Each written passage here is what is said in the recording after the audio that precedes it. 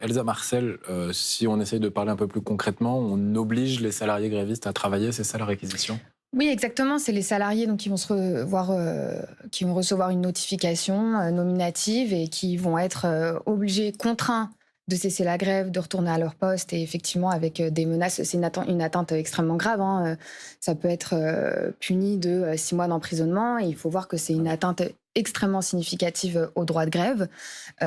C'est à mon avis un pari à double tranchant pour le gouvernement puisque ça peut aussi générer une colère considérable à la fois des salariés eux-mêmes, mais en fait de l'ensemble des travailleurs de différents secteurs, de la pétrochimie, puisqu'en fait on est initialement sur un conflit qui a comme origine des revendications salariales liées à l'inflation. Donc en fait ça concerne absolument l'ensemble de la population. Et par ailleurs, il faut savoir que le droit de grève, c'est un droit constitutionnel qui est protégé.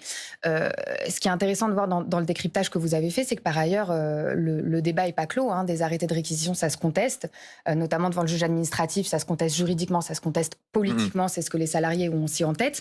Mais je le disais, c'est extrêmement attentatoire au droit de grève. Et les réquisitions, ça a vocation, en principe, et j'expliquerai à mon avis les limites, à assurer des services essentiels, donc médical, etc. Mais le problème, et la France avait été épinglée par l'Organisation internationale du travail sur ce point, c'est que non seulement, on le disait, c'est des services essentiels, mais par ailleurs, il faut avoir épuisé toutes les alternatives.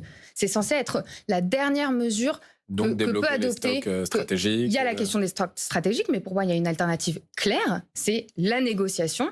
On parle de Total, l'ouverture de négociations, et j'y reviendrai, de vraies négociations par Total, et d'accéder aux revendications des grévistes. Ce qui s'est passé cette semaine, c'est que les revendications des salariés, c'est une augmentation de salaire par rapport à l'inflation.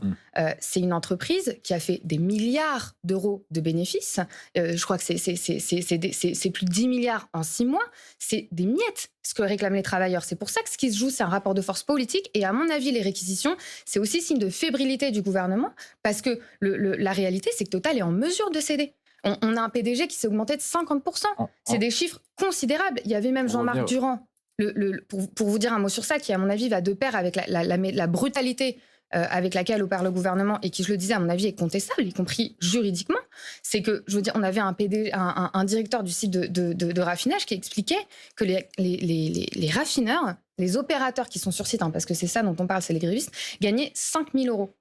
C'est quelqu'un qui doit gagner 10 à 20 fois plus. Non seulement c'est un mensonge, mais ce qui se joue dans cette question de réquisition, c'est effectivement, ils ont justifié les réquisitions, non pas pour approvisionner les ambulances, hein, mais tout simplement parce qu'il y aurait eu des négociations et pour faire cesser le conflit. Une réquisition, ce n'est pas pour faire cesser un conflit, ce n'est pas pour empêcher à des revendications de s'exprimer, c'est effectivement, dans des cas très encadrés, de permettre de subvenir à des besoins essentiels de la population. Et surtout, je le disais, il faut avoir épuisé les alternatives. Et en ce sens, je ne vois pas qu'est-ce que le gouvernement est en train de demander à Total. Donc il faudrait, selon vous, que les négociations n'aboutissent pas, que personne ne soit d'accord, qu'on ait épuisé l'entièreté des stocks stratégiques et surtout que Patrick Pouyanné, que la direction de Total, que la direction d'Exxon étaient mis devant leurs responsabilités, on leur ait demandé pourquoi est-ce que les 10% de salaire, avec les milliards d'euros de bénéfices, l'entièreté de ce qui a été reversé aux actionnaires, etc., pourquoi est-ce que c'est pas possible d'accéder aux revendications des grévistes? Pourquoi est-ce que le gouvernement ne pose pas cette question-là à Patrick Pouyanné? Bon, très concrètement, réquisition à partir d'aujourd'hui. Que risque un employé, on l'a évoqué assez brièvement, mais que risque un employé qui refuse ses réquisitions, qui refuse d'aller travailler alors qu'il est en grève et qu'il est réquisitionné? On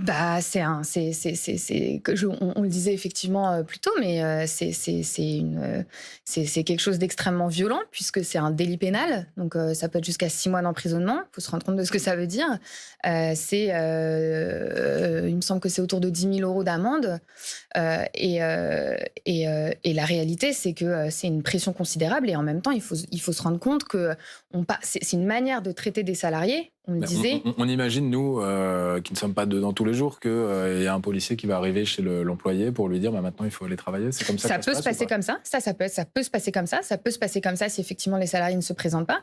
Et ce qui peut se passer, et on le disait, c'est qu'à mon avis, moi j'ai vu s'accumuler un certain nombre de réactions, que ce soit de la CGT du Havre, des dockers de Marseille, d'un certain nombre de secteurs. extrêmement choqués, extrêmement en colère à la suite de cette annonce, qui vont se mettre en grève, vont se mobiliser, vont s'y opposer. Donc oui, ça peut mener à des situations, à mon avis, d'opposition très très forte, y compris devant les raffineries. C'est quelque chose qui se comprend totalement, puisque, je le disais, c'est par ailleurs des métiers dangereux. C'est des gens qui demandent des revalorisations salariales par rapport à l'inflation, mais qui travaillent dans des conditions extrêmement difficiles sur des sites Céveso, etc. Et il y a un niveau, à mon avis, de colère qui est généré par cette situation, qui fait que à la fois, s'il y a une résistance, la police peut venir. C'est son mandat, c'est possible. Et puis par ailleurs, il peut y avoir des mouvements de solidarité très importants et qui peuvent générer une contestation beaucoup plus large. Donc ces réquisitions concernent pour l'instant la raffinerie de Port-Jérôme en Normandie, où, malgré ces annonces gouvernementales, eh bien la grève a été votée et reconduite il y a quelques secondes. On va regarder cela. Qui souhaite reconduire le mouvement de grève?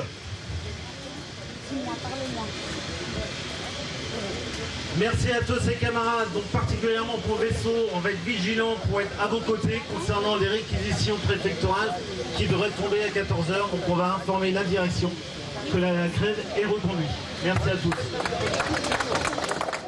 Bon, Elsa Marcel, réquisition, mais grève reconduite, c'est pas antinomique, c'est... Bah non, enfin, on le disait, ils reconduisent leur mouvement, c'est leur droit le plus strict. Ils sont en assemblée générale, ils décident de poursuivre, et je trouve ça d'ailleurs intéressant, puisqu'on voit qu'il y a un écart considérable entre l'accord qui est revendiqué par tout le monde comme étant un accord négocié, etc. Et en fait, les grévistes, c'est eux qui perdent du salaire, hein. C'est eux qui sont en grève, je ne sais plus pour Exxon, mais ça doit être au moins 3 semaines, ou voilà. C'est eux qui sont en grève, et on voit qu'en réalité, ils ont tout à fait le droit de poursuivre leur mouvement de grève, et qu'en réalité, c'est à ce moment-là, on verra lesquels sont réquisitionnés, lesquels contestent, et comment est-ce que, malgré cette atteinte significative, et je tiens à le dire, hein, à mon avis, c'est aussi une atteinte non seulement contre les raffineurs, les salariés de la pétrochimie, mais c'est quelque chose dont devrait, à mon avis, se préoccuper l'ensemble des avocats de travailleurs, l'ensemble des organisations syndicales, puisque si c'est quelque chose sur lequel le gouvernement arrive à obtenir gain de cause aussi facilement, ça va laisser une trace pour l'ensemble des mouvements sociaux, l'ensemble des conflits, puisque je le dis par ailleurs, Total, Exxon, c'est le secteur privé. Le droit de grève, c'est sacré. Et ce sera un précédent catastrophique contre lequel il faut se préparer à réagir. Eh bien, merci Elsa Marcel d'être venue nous en parler cet après-midi sur France Info. En tout cas, l'une des conséquences, évidemment,